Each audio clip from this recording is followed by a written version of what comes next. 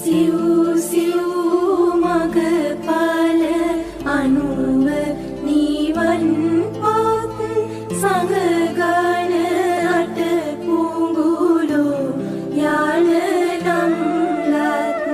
දින දින දිය කරනා මහා බලවත් සරණට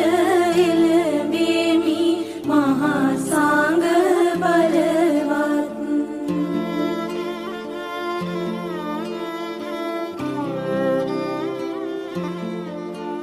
සිව් සිව් මගපල අනුව